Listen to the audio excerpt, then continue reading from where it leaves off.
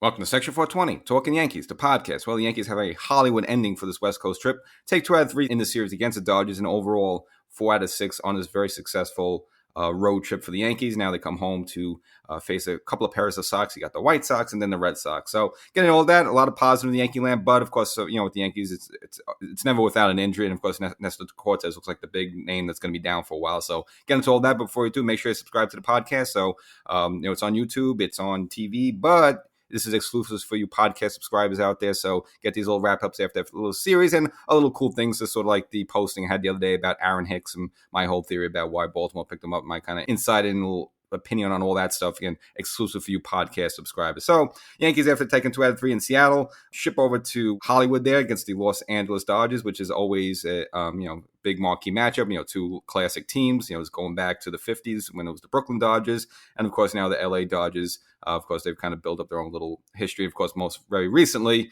you always look at the Dodgers as kind of a good barometer of where you are. I mean, now this is not the same Dodger team from maybe a year or two ago where it was like real championship level. Obviously, they lost Corey Seager, no more Justin Turner. Remember a couple of years when you had Corey Bellinger, the son of former Yankee Clay Bellinger, just hitting moonshots, say light tower power. Okay, it's not that same Dodger team, but it's still a pretty good Dodger team. That again, if you go in there in the home territory and take 2 out of 3, I just think it's a good showing of where you're at for the Yankees. So very good sign there. But also just good news as we start. I mentioned at the end of the Seattle series, just the Yankees finally getting the big names back. Giancarlo Stanton, Josh Donaldson, Tommy Kahnle. And I got to say, in their return so far, it's been pretty darn good. The only problem is that Luis Severino had his first clunker of the year, and that's where we start off in the first game. This absolutely just got bombarded. Mookie Betts hit a home run off him in the first there, and it would end up having a 5-run first inning there. And the game was pretty much over at that point. I mean, luckily for Severino, he kind of recouped a little bit, and at least was able to give the Yankees 4 innings just to make sure it wasn't a total disaster, a total bullpen game for the Yankees. But the Yankees were out of this one. But the good news is that pretty much all the returning Yankees contributed. You had 2 home runs from Josh Donaldson, hit one early, and this is off of Clayton Kershaw, so a kind of a marquee pitcher. Giancarlo Stanton also hit a home run in this game. The problem at this point, the Yankees were still down like 7-2, so it really didn't mean much. And then Donaldson hit his second one later in the game, but the Yankees would fall in the first game 8-4, and they really had no shot. I mean, this game was over in the first inning, but it's just good to see some of those Yankees come back, as well as Tommy Kahnle, who we've been waiting for. Signed that 2-year deal and kind of had the bicep issue all spring training and all the start of this year, able to contribute as well as an inning relief, getting 1 strikeout. So, all right, you take the positives from there. It's the first game, kind of all right, whatever. You just got flown into town and maybe, I don't know, you just wowed by a celebrity and just not paying attention, and who knows. But nevertheless, the Yankees rebounded in this and really had probably, again, I would say this might have been one of the more satisfying series wins just for a couple of reasons. Obviously, the game 2 is one's going to get all the fanfare. This course, what Aaron Judge did.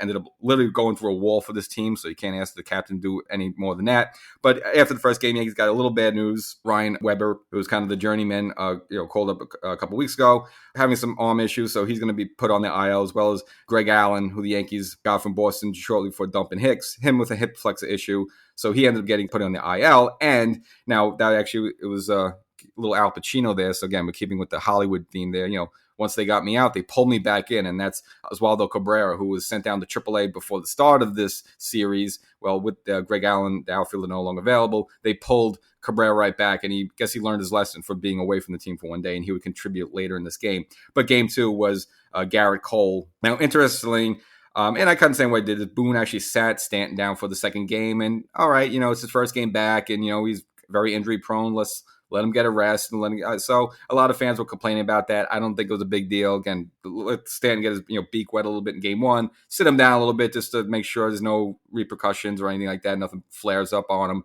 and then maybe you put him on a more regular basis. So I didn't think it was a terrible move. But interesting enough, the guy that replaced Stanton in the lineup, Jake Bauers.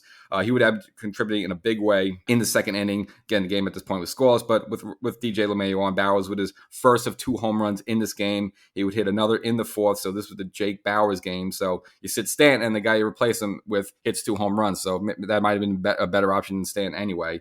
The Yankees were up big early in this one in the sixth inning. Judge as well hitting a low laser type of line drive home run as well to left field. Put the Yankees up at this point 5-1. Game's kind of well out of the hand. The only kind of moment you hold your breath a little bit is it turns out after the sixth, the Yankees needed to pull Garrett Cole after 80 pitches. Now, it doesn't look like it's any sort of hamstring issue or groin issue. They attribute it to cramping, which, okay, maybe the air and the weather out there in Los Angeles maybe just got to him a little bit, maybe a little dehydrated.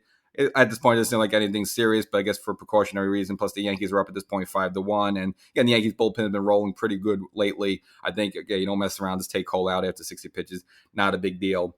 And then Oswaldo Cabrera in the ninth, with the Yankees up 5-3, hitting. He's a switch hitter, hitting for the right side of the plate. Depositing a home run into left field there at Dodger Stadium. Puts the Yankees up at that point 6-3, and hopefully maybe getting sent down to AAA scared him straight a little bit, and maybe he starts hitting from here. We'll go to see. And of course, Clay Holmes, made it a little interesting the end of the ninth with a couple of runners on, but finally put the game away, and the Yankees come away with the 6-3 win. But of course, all the fanfare went to Aaron Judge early in the game, making a great lunging catch towards right field. His body was kind of taking him towards the wall there. So he caught the ball just on the warning track. And I guess, just running at that speed and such a big guy, he slammed into the wall and actually smashed the wall down. That's the bullpen door where the relievers come in, and actually just broke the door off the hinges. So an amazing play. And it's just going to be one of the iconic, plays you're going to see with the Aaron Judge highlight reel. This one's definitely up there. And again, remember back in the Seattle's game when they started the series, had that also great home run stealing catch off of Hernandez. So again, Judge do it all. The only problem with this is that when you go through that wall there, it's sort of a downward hill, and basically, I guess, where Judge landed his foot, he kind of banged his toe a little bit.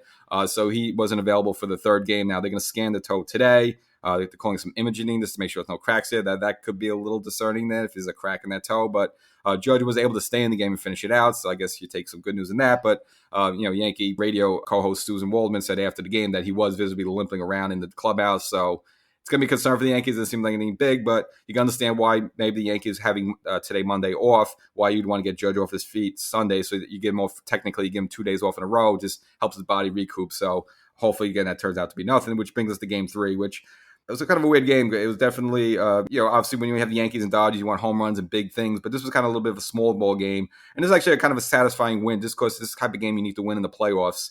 With the Yankees kind of getting kind of the guys lower part of the lineup really doing all the damage and not, kind of pushing, playing a little small ball, playing contact. And I mean, this game 3 satisfying because that's the type of game you have to win in the playoffs. You're not going to get the big home runs again. The Yankees, the problem the past few years, the offense has been nil in the playoffs because they don't really play small ball, don't make enough contact, and they're just relying on the 3-run home run, they're relying on the 2-run home run, and you just don't get that in the playoffs. So this is why this game 3 was actually kind of obviously maybe perhaps the most satisfying win of the year. And now Herman was on the mound, and he was just absolutely stellar. And you have to figure that, again, with a 10-game suspension on him, again, there's always going to be eyes on him. So you can't say that, I'm sure he was being inspected very closely with the rods and all that stuff. So, but he went out there and threw an absolute gem. Perhaps maybe the best start of his career. I mean, it was pretty up there. Ended up pitching into the 7th inning. Actually kept the Dodgers scoreless. The only problem is Ryan Miller on the Dodgers side also kept the Yankees off the board. So this game was scoreless until the 7th inning when finally the Yankees got on the board. Higgy with a little chopper.